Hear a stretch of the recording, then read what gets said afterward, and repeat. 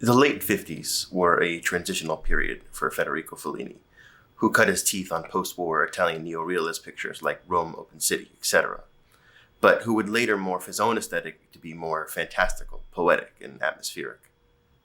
Nights of Cabiria falls somewhere in between the real and the fantastic. It stars Giullieta Masina, who was Fellini's actual wife. She plays a whimsical prostitute who wanders the post-war streets of Rome looking for work, but ultimately in search of love. Masina famously plays the character as a sort of Charlie Chaplin tramp, but instead of happy endings, Cabiria occupies the dark underbelly of what Italy was like at the time, dirt poor. But Cabiria was able to make somewhat of a success of herself, living in a small house in a neighborhood nevertheless surrounded by dirt, but there she had her friend and colleague Wanda nearby. It was home. Her naivete for love and people's intentions always seems to get the better of her. For example, we open the film with her being left to drown and robbed by someone who she thought to be her lover. Luckily, she's saved, but she doesn't lose her want for love. Instead, she goes out the next night and finds a famous movie star by happenstance. What she thinks will amount to a lucky night winds up leaving her stuck in the middle of a closet with his dog all night when the girlfriend decides to return. She's always the other woman, never the lucky one. Not enough can be said for Masina's performance as Cabiria.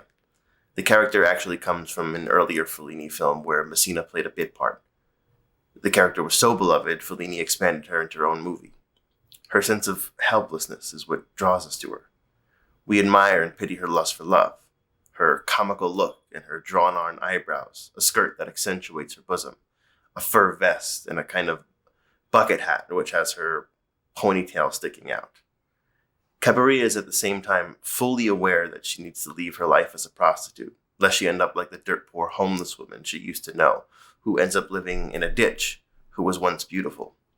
Cabiria is independent and self-made. She's able to save up a decent amount of money on her own. It's her lust for men's affection that ultimately does her in.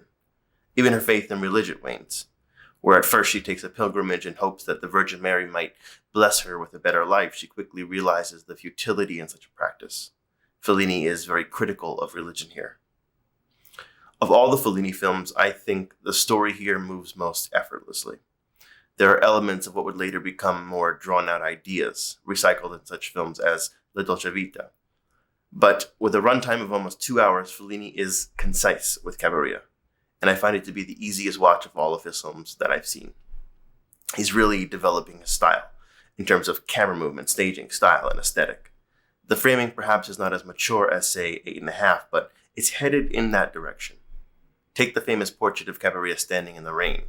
Such an image could stand by itself in a museum. Some may find this film depressing for the journey it takes Cabiria on. However, when you look to a scene like the one in the theater, where the magician puts Cabiria in a hypnotic state, we see the tenderness that is beneath Cabiria's comical, if at times abrasive nature. Fellini loves her dearly. That he's willing to have other characters take advantage of her tenderness is an apt criticism of life itself.